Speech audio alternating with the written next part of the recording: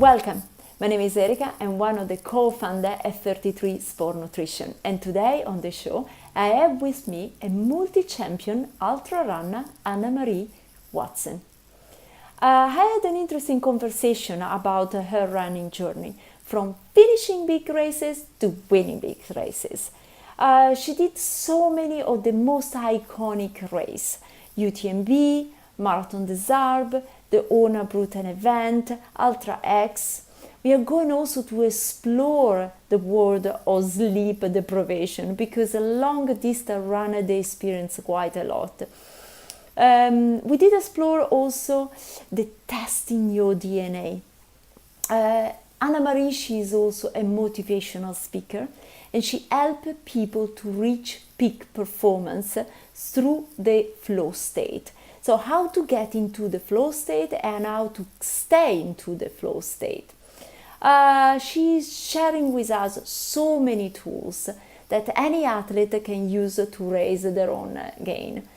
Sharing tools and making an all-natural sport nutrition is our mission. You can find us at 33shake.com.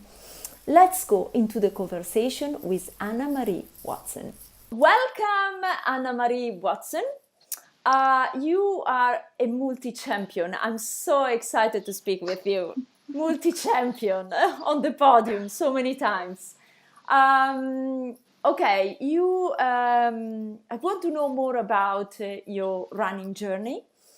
So starting from a finishing racer to a winning racer. So let's say it's a completely different personality, identity shift from someone that is a participant to a race to someone that actually is the protagonist on the podium. Tell me your journey on running. Wow, where to start? And thank you so much for that really kind introduction. I'm not sure I've ever been called a multi-champion before. That's definitely a new one. You are, so you deserved. I don't know. I'll have to contemplate that one, because it's strange, as you say, about identity and labels and how you think of yourself. And even now as a champion, it's like, oh, how does that feel? How does that fit? And it's a strange one.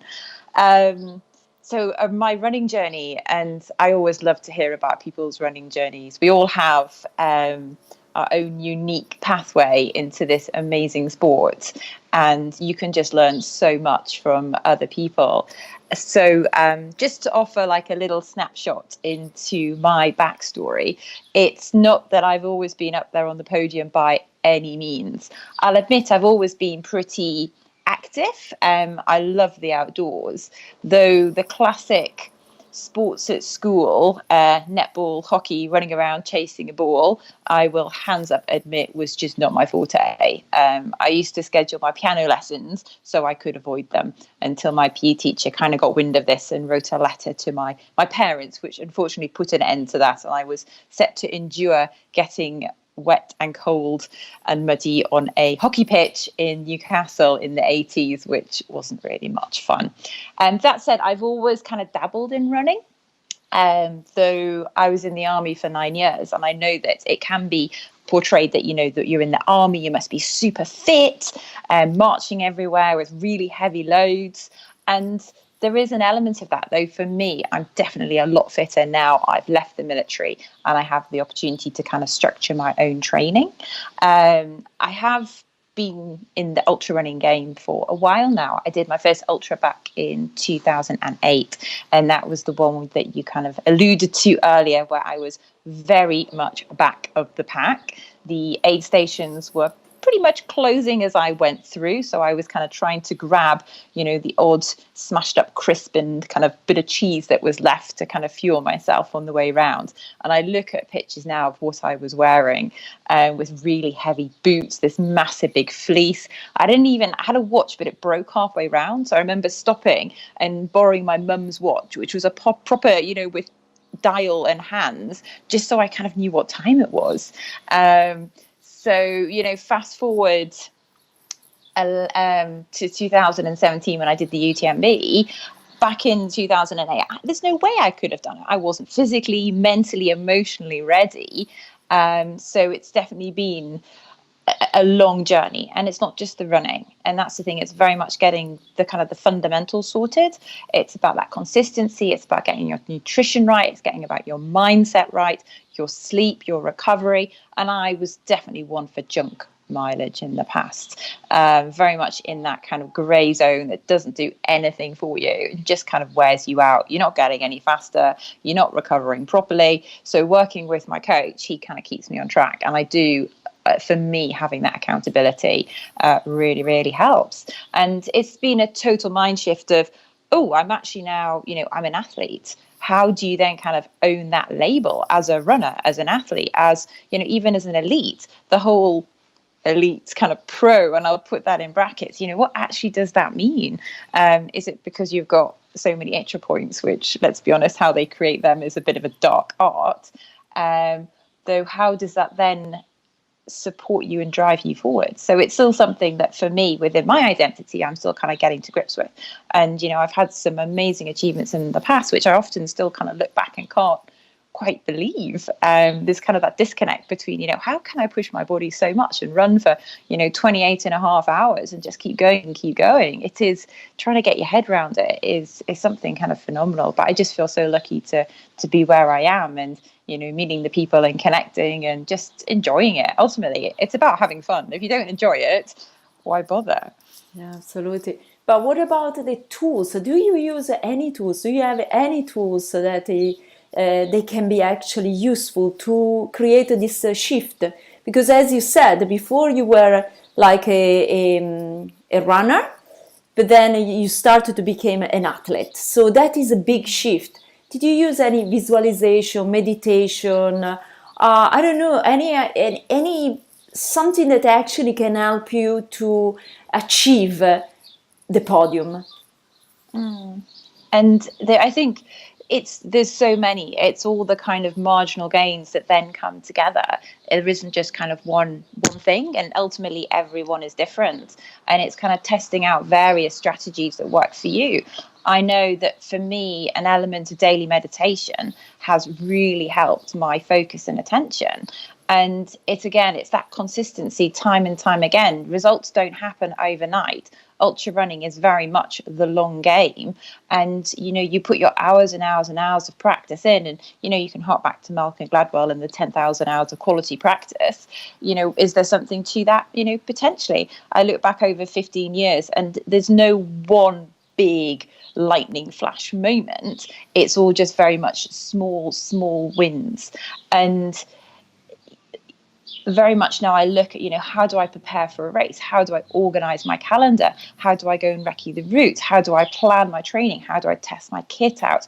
What do I think about when I'm racing? How am I focused? How am I dialing into my body? How am I listening to my pace and my breathing? How am I knowing what my body wants from a fueling perspective? How am I connecting with friends and sharing and inspiring, others, and others are inspiring me, though how do I craft out time for myself? I'm a classic little introvert hermit, and I do enjoy my own space. And if I'm ultimately surrounding myself with too many people or working too hard, it's all those lifestyle factors and stress that impacts on your training and your racing. So it's all about getting that balance. And, balance is that kind of, can you ever achieve it? Once you've achieved it, it often kind of goes completely awry.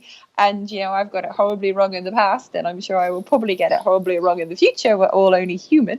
Though it is just when it does kind of go a little bit off track, how do you pull it back? And ultimately, then how do you not beat yourself up over kind of having to relearn a lesson that you probably learned about 10 years ago, and this stuff, though it just kind of slips. But, that's life.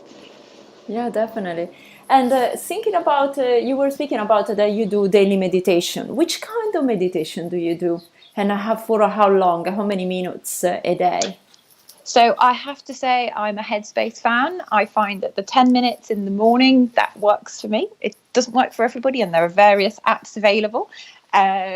Though I've been using that, and it's just easy. It's now part of my routine. It's just, I get up, I do my HRV. I use that as a test as well. So I use an app, again, various available. And that, it's tracking, levels of stress. How am I feeling? You identify the pattern and trends within your life, and actually, what load have you got on your body? And I think just kind of quantifying it does kind of then enable you to kind of test and adjust things as necessary. So I then, get up, do my headspace, sit on the floor, cross-legged. And I just find, without looking at my phone, that temptation before you even get out of bed to look at your phone, and I've got all notifications turned off, so I don't get that little kind of red, oh, I've got so many emails, or oh, I've got so many messages. It's like I feel that then you're starting the day in a very reactive mode. And for me, it's okay, so how do I want to set myself up? How do I want to proactively create the day so I'm doing what I want to do? I'm not constantly responding to the needs of others. And, within my work as a coach, and it very much leads into this, I spend a lot of my time serving others. So ultimately, to be able to do that, I need to look after myself. And how can you make sure that, I'm well, I'm healthy, I'm alert. So when I am then working with clients, for example, I can, provide the quality service that I want to. And it also comes into my training. I want to be able to set myself up and use my training. So I focused on that moment. I don't want to be doing a training block, so I'm thinking about something else, or kind of preoccupied with something that is on my to-do list, or I'm kind of got some emotion running about something because of a conversation I've had with somebody. It's very much I want to be able to use my time and focus on that present moment. I am a planner. I do tend to think ahead a lot. For me, it's all about the future. So actually the meditation forces me back into that moment to just enjoy the moment. Ultimately, all we can control is that moment in time. We can't influence the past. It's happened. We can't influence the future. It's not unfolded yet. All it is that moment. And meditation for me really helps bring me back and forces me to pause. And yes, there's times when you sat there and your mind is all over the place and random thoughts are popping in. And you're just like, God, where's that come from? It's just like, stop, still, breathe, pause. And I am on a mission to do like a year. I was absolutely gutted. I got up to, I think it was 230 days in a row.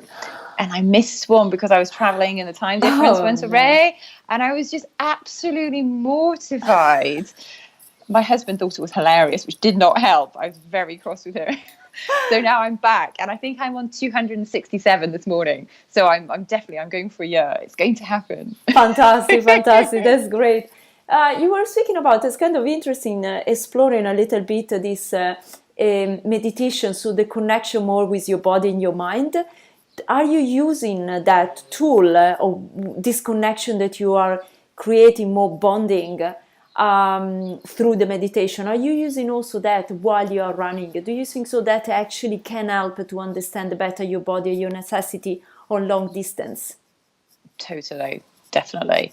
And being able to have that awareness of that present moment when you're in the body, and whether it is, a bit of a body scan, whether it is kind of coming back to your breathing, those are kind of the two classic meditative tools, which when you say them, it sounds like so easy, though actually in reality, just to practice, it can be really quite challenging.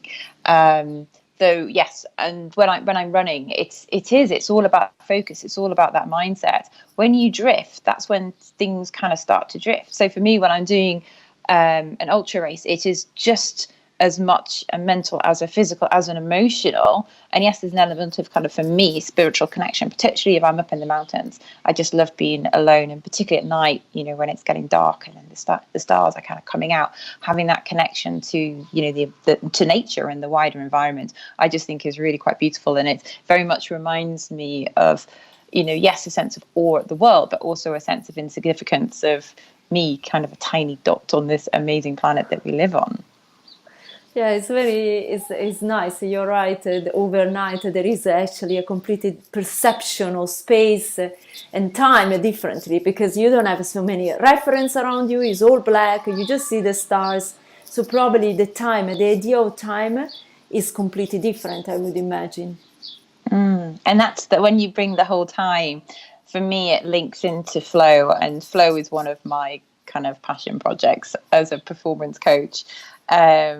the concept of flow is absolutely fundamental. And, I would describe myself as a little bit of a flow hunter or a flow junkie. How can you kind of seek out that perfect moment? And yes, in the past, it's been called that kind of runner's high with the endorphins kind of rushing around your body, though it's been really interesting with the developments in neuroscience over the last few years, how they've actually discovered it's much more than that, and how you can kind of, in a way, train your brain, train your body to be able to enter flow more easily, eke it out for longer. And ultimately, when you're in that to flow, you're performing so much better. And that's, time does almost stand still, because actually the part of your brain which is measuring time becomes disconnected. So yeah, kind of what is time? So people that don't know exactly what is the flow state, how can you define, how can you make people understanding for the one that they don't know what it is? So flow is that perfect moment where everything kind of comes together and it just feels effortless. You're absolutely kind of floating along, and time stands still. And I would definitely encourage anybody who is kind of intrigued to check out the work of Mihai Csikszentmihalyi, which the name itself is an absolute mouthful, and I do apologize to any Hungarian if I have totally mispronounced the name, but he is the grandfather of flow, and the story behind it was he was really interested in what makes people happy, when are people happy. He was living in the 1950s post-war, so as you can imagine, kind of quite a time of depression and rebuilding the economy, and he was kind of almost the forefather of positive psychology. So he went around the world and interviewed a load of people, from motorcyclists in Japan to Navajo sheep herders to people working on kind of factory assembly lines in Chicago to jazz musicians. And it was very much, what do you feel when you're at your happiest, when you're in that moment where everything kind of, stops. And the way that people described it was flow. And it was that one word that he himself kind of admits is it's a bit fluffy, it's a bit random, though that's what people kind of totally randomly unconnected kept kind of coming up with. So that's kind of how it's stuck.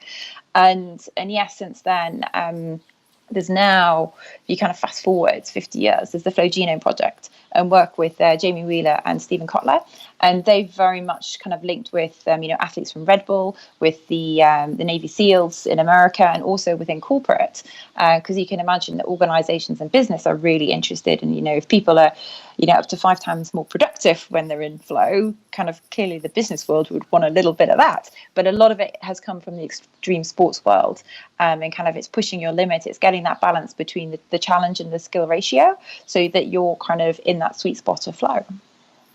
So how do you step into your own personal flow? How you do it? There is a technique or something that actually you explore? You need a time to get into the flow, or is something that you can learn? All of the above. and that's the exciting thing. It's not one of those things that you could never achieve, and actually just knowing about it and having an awareness of it, so then when you're out running, and it doesn't have to be running, it can be any kind of activity, or playing music, or kind of creative, some people, if they're computer coding and they're kind of in that moment of coding, and it just absolutely flows, and it's almost as if someone else is kind of taking control of your body, and you're just kind of going for it unconsciously. So there's kind of a list of triggers of what can support you moving into it, and it's kind of having that backdrop of like a bigger goal, a bigger purpose. Though that the outcome, it's not about the outcome, it's about being in that moment. It's the process, it's being in the present moment. So yes, you've got a bigger purpose that you are aiming for, though that is not what you're focusing on all the time. It's about bringing it back to the present moment, and actually how can you have that focus, how can you have that attention. And it is very much kind of like a mindset. How can you dial into it, whether it is kind of your breathing, whether it is kind of dialing into your body. And yes, there's an element of kind of environment, and everyone is different. Some people, the environment doesn't affect them so much. For me, I'm really quite sensitive to my environment and my surroundings. So now I'm fortunate to be in my mountain home in Chamonix, and just being here, it centers me, it grounds me, and I just almost relax and dial into it. So there's an emotional level to it as well. And there's also a social aspect. And, you can have team flow when sometimes, you're with a group of people, and particularly within the military, when people have trained and worked and refined their skills and drills together over kind of so much time, that it just kind of like that, you just kind of sink into it. And it's almost, you don't have to speak to the person, you intuitively know what they're thinking, what they're feeling, what they're going to be doing, but it doesn't happen kind of automatically. And I've run various workshops on this in the business environment and within running as well, and it's always interesting to kind of talk to people afterwards. And some people are like, yeah, I get it. I've experienced moments like that several times, and others are kind of like, I might have maybe once had a little moment of flow maybe, and then they'll kindly get in touch a few months later and go, well, actually now I'm aware of it. I went and did park run, and there was definitely a minute of it, and it's like seeking it, it's hunting it out. So actually you're actively focusing on flow rather than, oh, I need to get back and do blah, blah, blah, blah, blah, blah, blah, blah, blah. So it's bringing you back into that moment. Yeah, that's very interesting, because you were saying there is also this seeking and try to find the moment. And as soon you find the moment, how can you stay into the flow? How can you make it that he stay with you for longer? Yeah, and that's the thing. And I can link it to my meditation as well. It's like when you're meditating, you're in that moment, and then it kind of goes, and it's like it's so fragile. And sometimes if you're trying too hard, then it's ever more elusive. It really is kind of quite intangible. But I would definitely encourage people to check out those couple of resources that I signposted earlier, and just to kind of read up around the subject. It is absolutely fascinating, and definitely places the mind firmly on the table. I think as athletes and as runners, we can all get very kind of bewitched by our training programs and hours and volume and kit, and actually bringing the mental aspect and the emotional aspect kind of firmly onto the table is that's where often results happen. And within ultra running, it's very much, it's your mind that defeats you. That's what causes the kind of the DNF. So yeah, an element of kind of the mind over matter. Yeah, definitely. I think you're absolutely right in any sport, but also in creative world, because also if you're a writer, a painter, a director, any movie director, I mean, anything, you need that kind of tune with the challenge.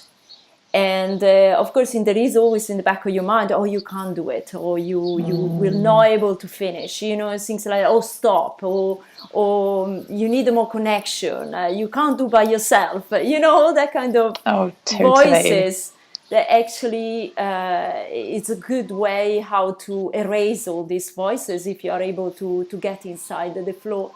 But I think, I don't know, but I had the impression, listening to you speaking about the flow, is also a big connection with your passion. So if there is a passion, there is the easy way how to get to this state. Yes, that definitely is a big part of it. To ease your way into it, and the passion kind of is at the root of it. I think for me, going and finding flow playing football, for example, would be near on impossible. So, makes sense.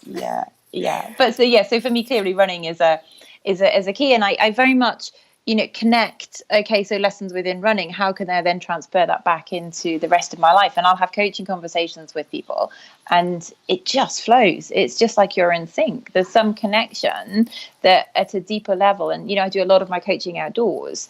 And I do find, for me, being outside I'm a bit free range, to be honest. I'm not a zoo human that kind of operates too well 9 to 5 in an office stuck behind a desk. So for me, a big part of it is an element of that movement, that kinesthetic kind of drive, and also kind of my natural surroundings as well. I'm definitely happiest outdoors. Yeah, definitely. I can see the passion for the outdoors, and also how you were able actually to integrate you as an entrepreneur or founder, also the Reach for More. And I find that fascinating, this walking and talking, coaching, conversation that you are leading. like going back in the Greek philosophers, talking and where they were talking. And so tell me more about this talking and coaching at the same time. Yeah. And it's now I kind of in a way look back on my coaching journey and how that's unfolded, almost in parallel with my running kind of journey. They're very much both kind of interconnected, and the lessons I've learned from both and the lessons I've learned about myself from, going through my coaching kind of qualifications and working with a variety of coaches, that's given me a lot more self-awareness and confidence that then I can then kind of draw into my running. And it almost kind of comes back to those labels, when do you call yourself a coach? When do you call yourself an athlete? When do you call yourself a runner? And actually just those words, like one word has so much power over our perceptions of ourselves, and also how you present yourself to the world, and then how other people perceive you. So there's some kind of really kind of complex relationships between yourself and how you kind of perceive yourself interspersed within that. Though bringing it back to the walking and talking coaching, now it's just such a natural ingrained part of my practice. Though when I started off on my coaching kind of journey, it was not that way in the slightest. And as with, a lot of training, a lot of formal training, it all happens indoors, and you all kind of sat in a conference room, kind of sat there having conversations. And I almost felt a little bit confined and constrained. And whenever I had the chance for a peer coaching kind of session, I'd very much be like, can we go for a walk, or can we maybe stand on the balcony outside just to get a bit of movement going? It's almost for me that having that movement, even now as I sat, I'm kind of like bobbing about a bit. That's what helps me kind of think. That's where the creativity comes through. That's where things kind of move forward. Almost if I'm sat, I'm kind of stuck. And I found there's kind of there's other people who, they love the outdoors, they love the idea of walking and talking. So it's just kind of organically emerged. I wouldn't say, there was a business plan and walking and talking coaching was going to be kind of central thread to it. It is very much emerged over the last 8 years. And I wouldn't want to be kind of having conversations anywhere else. And thankfully, there's a lot of other people who recognize that. And I have seen an increase in interest, and you can link it to, the increased awareness around mental health and how people are talking about things a lot more. And actually being outdoors is, it's recognized as so kind of so calming and healing and beneficial to be out there. We are not designed, even from an evolutionary perspective, to be sat for 8, 10, 12, 14 hours in one position over a computer. And you can see the levels of issues in back pain and in stress. And actually, it's one of those, common sense. You feel better after a walk. And there's so many disciplines that you can draw on, be it from kind of the neuroscience, be it from drawing lessons from, famous people like Steve Jobs, who used to hold a lot of his walking meetings outside, even Charles Dickens. So when you look back in history, look back on our evolution, you kind of draw on the neuroscience and the way that our brains operate differently when our bodies are moving. Actually, it all kind of combines together to have these conversations that are so much deeper. And the feedback I get from my clients is that actually being able to walk alongside somebody in pace is so much more relaxing. It's so much more natural than kind of, being sat. And what I find is it opens up the conversations a lot of times through the silence. If you're sat looking at somebody, there's almost that, I need to say something, I need to fill the gap. So when you're walking alongside, there's those pauses. And actually in those pauses, that is often where things emerge. Absolutely. You're absolutely right. Also, Warren and myself, when we have to take some decision for 33, we just go at the local park and we just walk. We just walk, and we do in this way our meetings, because at the end of the day, you're absolutely right. You absorb the environment, the green, you breathe, sunshine. It just connect more with the real world around. Otherwise, you are like in a little box, the room. If you stay just in the office, it doesn't give you the same freedom of mind. Yeah, and I find it as a society, within education, within business, we are culturally expected. It's our norm is to sit. And I know for me, that experience of being stationary, I don't feel, as alive as I could be, as if it's, I'm outside walking, or, yes, I appreciate within my business there's times where, I do have to sit down and get on with things. So how can I structure my day? How can I split it up so that there are those breaks? I know that your father was a very good runner. So Oh. you grew up watching your father coming through the finish line many times. But because at the very beginning of you were not at the very beginning attracted to running, as you said at the beginning of the show. I was wondering. I know that you did a DNA testing. I was wondering what did you discover on your DNA testing? There was also something related to the gene, also toward running. There was something about being athletes. Yes. So my father always takes full credit for my running. Bless him. he was an amazing athlete. A fell runner, one of the fell runners who kind of trotted up and down mountains in the Lake District, and was very much, part of that legendary kind of Joss Naylor, Billy Bland. We'd spend a lot of our weekends over camping, and my memories were that it was generally raining, and we'd sit in the car waiting for my dad to finish a race. Though I will caveat that my brother and I did take part in various junior FL races, which was great fun. Though I vowed that I was never going to be a runner and I was going to do something different. That hasn't quite transpired, has it? Never mind. If you can't beat them, that you might as well join them. But yeah, coming back to the DNA fit, which was absolutely fascinating, and that I did, it must have been back in about 2015. It was, I met an incredible lady, Kim Ingleby, on a coaching course actually in Bath. And she is kind of qualified to run through the DNA fit process with you. And I know that there's different companies out there who it's something that's gained a lot of interest over the last kind of 3 or 4 years, as people kind of discover how that they can work with their genetics. Clearly the genetic factor isn't the only thing, and it is very much impacted by the environment. I found by having that knowledge around your genes, okay, how can you kind of tweak things? How can you dial into things? I will kind of caveat that this was kind of a larger part of, switching up my nutrition. So it wasn't just a kind of a one-off. It's kind of very much formed a blend of a load of different elements that have come together. So I was already kind of tweaking my nutrition, switching things up. I'd learned a lot by listening to podcasts and very much moving away from that kind of carb-fueled world where I'd get up and have muesli or toast for breakfast, a massive sandwich for lunch, a pile of pasta, a load of potatoes for dinner, and that never kind of really worked for me. I had really bad energy dips throughout the day, so I'd kind of started to buy a couple of recipe books and switch things up, looking far more at my macros and how they were balanced. And then by getting the DNA, it just enabled me to kind of dial into a few things. And I actually bought it as a Christmas present for myself and my husband. So he got his done. And just seeing the differences in our needs was really, really kind of quite insightful. He's half Maltese.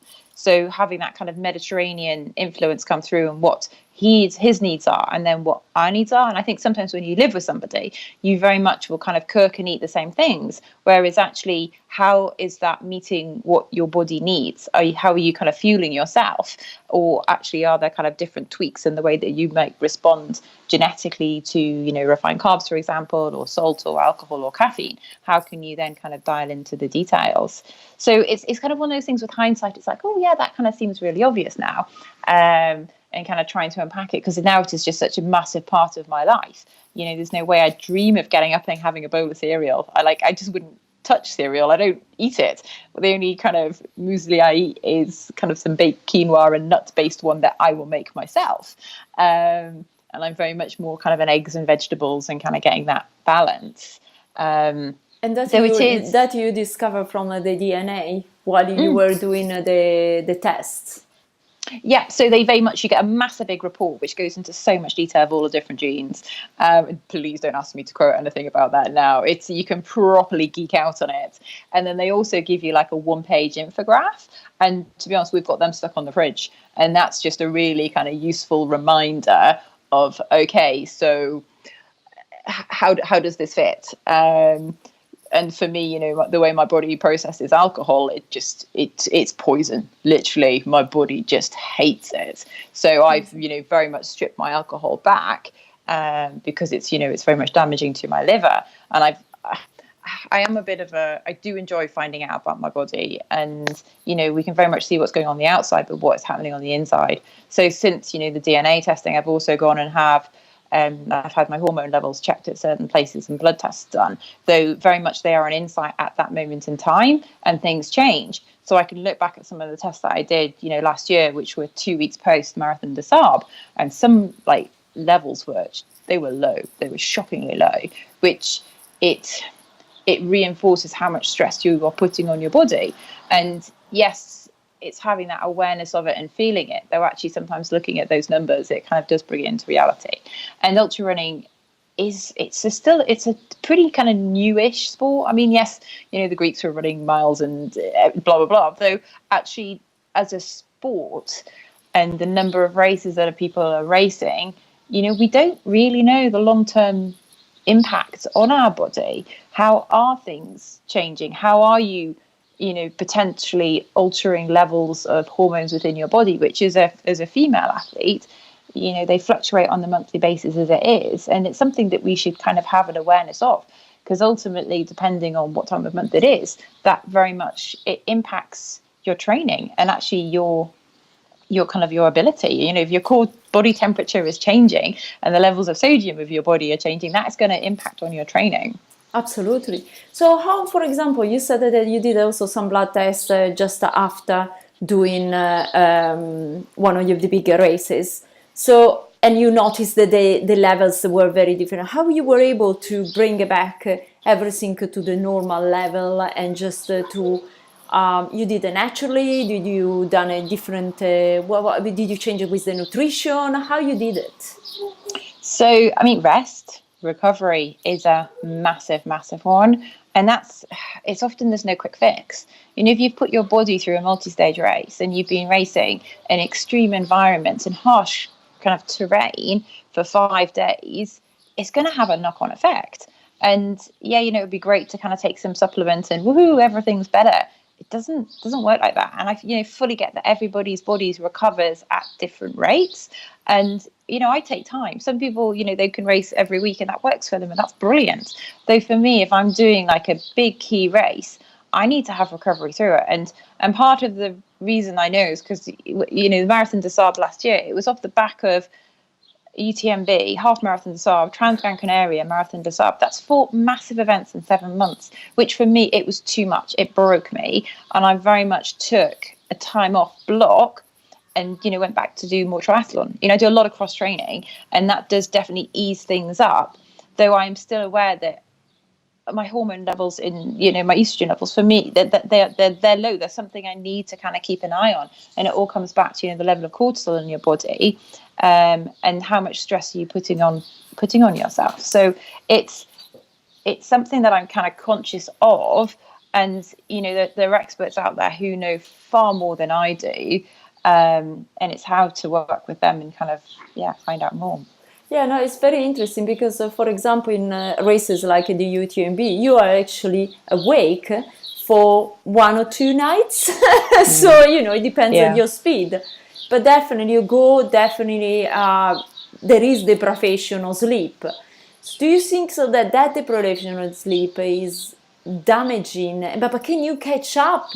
Can you find afterwards? I mean, can you, find the solution? Because you can actually sleep for another 3 days.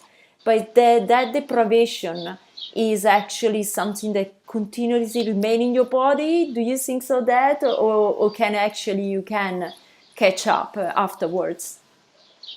No. Once sleep's gone, it's gone, unfortunately, which is really sad because I love sleep. Complete duvet monster, and I will quite happily smash out 9, 10 hours if I can get away with it. The whole 8 hour myth, if I had 8 hours a night or only 8 hours a night, I would not function. I'd be properly grumpy. So yeah, I have a very kind of strict 10 o'clock in bed, and the whole getting ready for bed starts before that, shall we say. I'm on a tight time schedule, and sleep is just a non-negotiable, to be honest. I'm kind of aware we're not painting a very good picture of running here with all these stresses on the body. Well, I think so that actually it's part of the ultra, because if you are a runner that he does 5K, 10K, 20K, it's fine.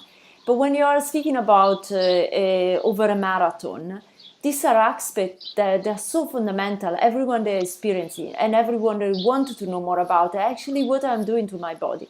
As you said, the ultra running is such a new sport in a way. So you don't know exactly what you are doing to your body, what you are doing to yourself. So it's kind of interesting to know from athletes like yourself that they push to the limit to arrive on the podium. If there is any back, afterwards, something to think about it, or some, your feedbacks. But and that's with sleep. It is you very much sleep deprivation is a big part of it. And I've got 2 races this year, Lavaredo and Gran Rad, which start at 11 o'clock at night, and Oman by UTMB started at 7 o'clock last night. So last year. So it's very much, yes, missing one night's sleep. And when you start reading around how vital sleep is for the body, and actually by missing, 1 night, 2 nights. And, I'd very much encourage everyone to read a book, Why We Sleep by Matt Walker, which goes into very much the scientific research about how if you're missing sleep, your cognitive function is of the same level as being legally drunk. And it's very much we need the sleep to clean out the toxins in our brain and, a whole raft of other things. So it is absolutely vital. And, I also find that after I've done a big event, actually the night afterwards, I can't sleep. My body's in such a state of almost alert that actually then decompressing and kind of coming down can take a while. And, I'm trying now that, after UTMB, I was in a complete fog, a total haze for about 2 or 3 days afterwards. I was so exhausted. So you're putting so much into these races. Actually, afterwards, how can I plan? How can I factor in that I've got 2 or 3 days rest, that I'm not kind of coming straight off, jumping straight on a plane, because that, in effect, is putting your body under, a completely different stress of going up at the altitude. And how does that then affect your legs in your body and your recovery? But also kind of from a work perspective, maybe potentially not having like a vital meeting kind of 2 days later, because I'm probably not going to be talking too much sense. Yeah, that makes a lot of sense. Another thing that you were speaking about just a few minutes ago, it was when you did your test of, I'm very interested about the nutrition. So you said some kind of food I was not actually, it was better, it doesn't work for me. So through the DNA test, you were able to see the analysis and pick up what the things that are not making you feeling so well, or in any case, they don't need to tune properly with your body. What did you discover? And how you replace food? Did they give it to you a list of food that you can eat, other that is better that you avoid? How does it work? Yeah, so it does go into that detail. So as a broad brush, like very much the refined carbs for me was my body, just the way it processes them really, really, really, really fast. So I was having those massive glucose kind of high, low, high, low, high, low. There was no kind of stability within my blood. So very much by removing kind of the refined carbs, that was then that's definitely smoothed it out. What I have noticed is, as I've been dialing into my kind of monthly cycle, is that actually there's a week when, and as females as well, it kind of comes down to the how fat adapted do you become. And there is a danger that actually you take out too much carbs, and actually we need it. And particularly within the kind of a certain week kind of before our kind of monthly cycle, you want to be having more carbs, and often your body does crave them. Reaching for the chocolate before when you kind of do your PMS, it's because your body kind of wants that level. So for me, it's like, okay, so I'm aware it's this week. How can I kind of shift my diet up? How can I bring a bit more kind of sweet potato or potato into my diet? So I'm kind of getting that, and it kind of comes back to fueling properly. And I think a lot of athletes often don't fuel or don't eat enough. I think female athletes are worse at this. And there's kind of the syndrome, which is kind of been named REDS, reduced, don't quote me, REDS. And Renee McGregor's been doing amazing work on that, and she's got her book Orthorexia, which kind of brings out actually the disordered eating patterns that a lot of athletes do have. And yes, for me, a low kind of refined carb diet works, but that does not mean it's a no carb. And I think there is a danger that people cut out so much carbs then that they're not getting kind of what their body ultimately needs.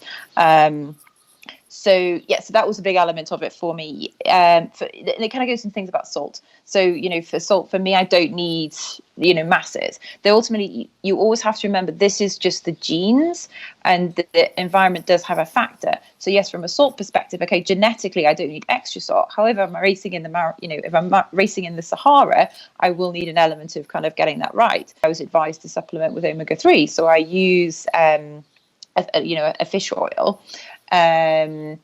That I tested, okay, so what were my levels, and the ratio of like omega-3 to omega-6, which in itself is, a massive big kind of science research area. And again, the ratios were not great. So I moved forward, and I retested 6 months later, and they're balancing out. There's still a bit of work to be done. So that is like basically now a part of my, my daily, supplement is a part of my my food plan. And bringing it back, I very much the whole diet word I hate. The diet is it's not sustainable for me. Ultimately, it comes down to eating real food, where you look at it on the ingredients. Okay, are there more than 5 ingredients on the label? Meh. Do I actually know what they are? I don't know what that means. Okay, it's some kind of frankenfood that ultimately I do not want to be putting in my body. Park. And yes, I go for quality meat. I love going to the farm shop. I get my eggs from the chickens around the corner, which I can see. So it is very much coming back to that kind of, that real food, eating meat. I know where it's coming from, and cutting back as well. So making sure I've got, more fish in there. Yes, getting kind of my vegetables. And when we don't have to. Yeah, when you are performing, which kind of food do you bring with you? Because of course, a longer distance, you need actually a little bit of variety. You can't give only one thing to your body. It just asks you, different things. Which is your typical picnic portable while you're doing your UTMB or big races? Or now for the Lavaredo, what are you bringing with you? And that is a picnic is definitely the right word that you use to describe it. I do like a little bit of variety and aid stations. When I can have my husband, who's my support team. I've trained him up over the last few years, and he does do a phenomenal job, bless him.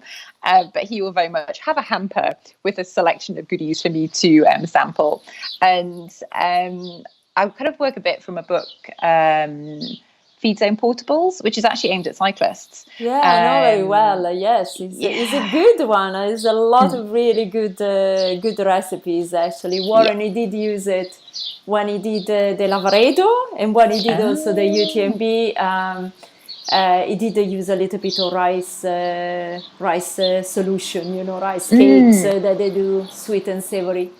Despite of course using also all our products of 33, but a little bit of also that actually is kind of good. And that's and it's often, you can train, and it's, you always want to be testing your nutrition out when you're training. So often on a race, sometimes I just don't know what I'm going to fancy. So actually having that kind of range and then just being able to pick up like a little, as you say, I had some of the rice ones as well, and also some of the savory kind of muffins that I'd made up, and just being able to have those little portable packs that you can take with you. Though ultimately, you know, that's fine for like the UTMB and Lavaredo. When you go to Marathon des Sables, for example, it's kind of a slightly different game. So, you know, the nutrition is very much depends on the race. You know, how much support you're going to get, how much am I going to carry? And, you know, I definitely want to kind of share about my experience with 33 Shake and how I first stumbled across you guys, because I was doing the Marathon des Sables. I've done it twice, in 2015 and 2018 last year.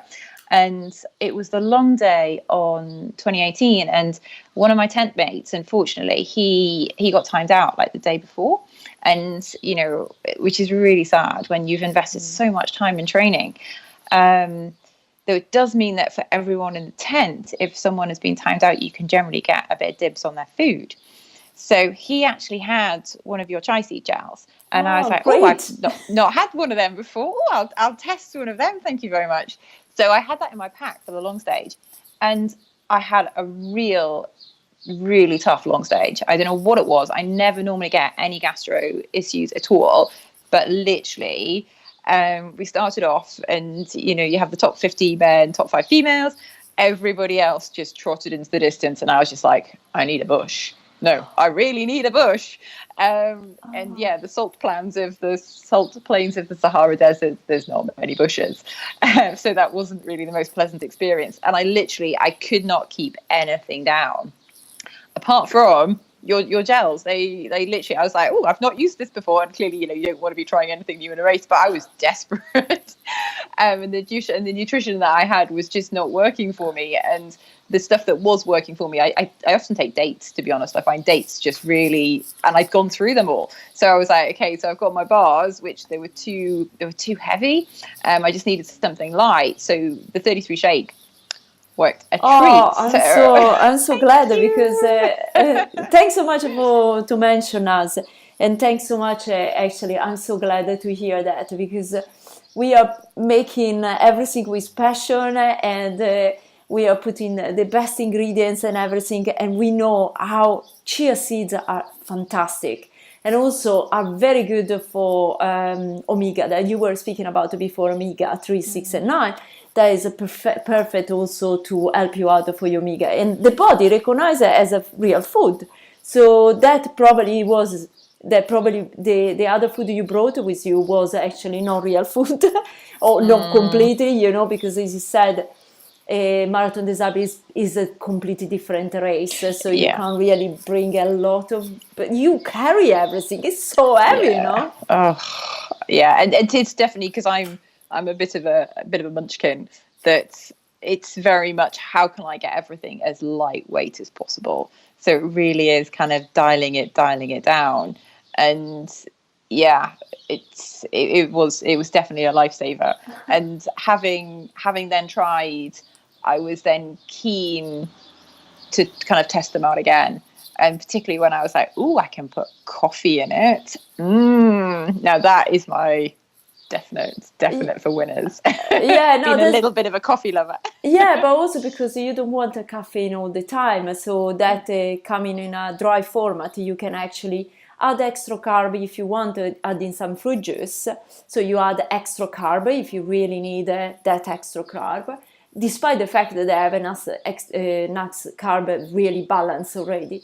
But you can actually customize, but as you customize, in reality you add the properties. It's not like just the flavor, basically.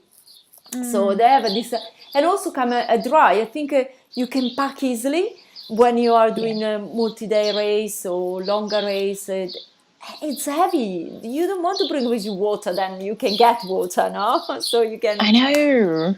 Yeah, and I mean, I have to admit, I've never used gels. They have never ever worked for me. Yeah. And the thought of them actually makes me feel just utterly sick. My husband, he does, and after a race, you just see this slime everywhere. It's just disgusting.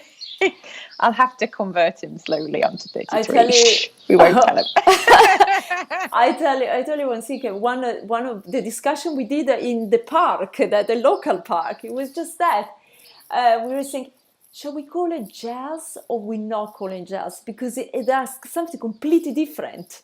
But people, they know energy gel. So if you call it differently, because they say it's not actually that gluey stuff, people, they probably don't recognize it. So let's call it chia energy gel, and people, they will, when they try it, they understand the difference. But that was one of our big talk, walking talk meeting we had in the park.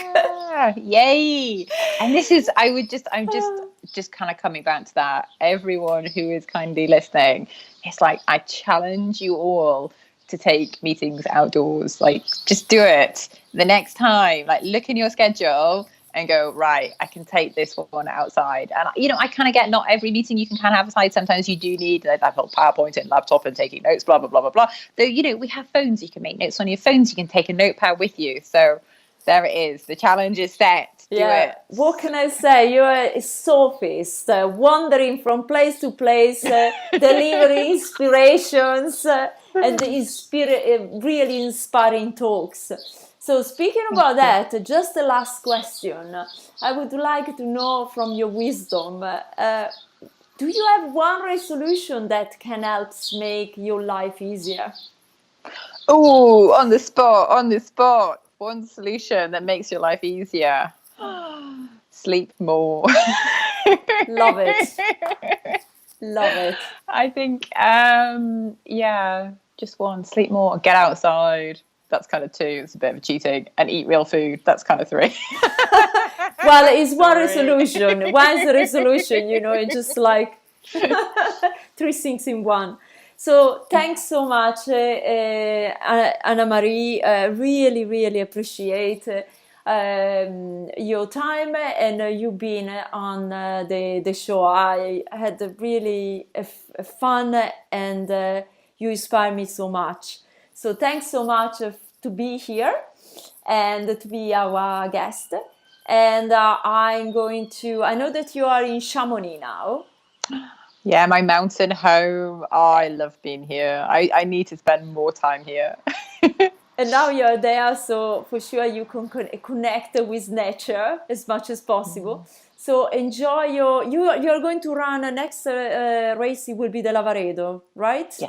Yes. So good luck for that. Enjoy it, and I'm looking forward to check it out all on your social. Speaking about social, if people, they wanted to know more about you, how they can get in contact with you? Can you give me your Instagram, Facebook, Twitter? How they find you? Of course. You always need a little bit of social, and I would love to hear what people kind of think of any of the range of topics that we've been talking about. Be that flow, be that DNA testing, be that heading outdoors. Definitely just kind of connect and share. So I'm pretty active on Twitter and Instagram. We've got the same handle going on, so that's pretty easy to find me, which is and then it's RFM Coaching. So that's RFM Coaching. And then my website is exactly the same, www.rfmcoaching.com. So that's RFM standing for Reach for More, which I really kind of encourage everyone to kind of reach for a little bit more across their lives. Fantastic. So thanks so much. And enjoy your race. Enjoy actually now the nature, the real nature that is surrounding you. And thanks so much to be our guest today. Oh, thank you so much, Erica. It's been an absolute pleasure speaking with you today. And it's just really lovely being part of the 33 Shake team. You've got an amazing product.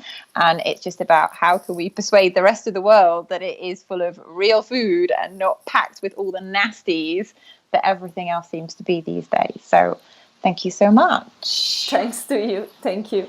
I hope you enjoyed this episode as I did while I was recording it. Sharing tools and making an all-natural sport nutrition is our mission. You can find us at 33shake.com. Thanks for joining in.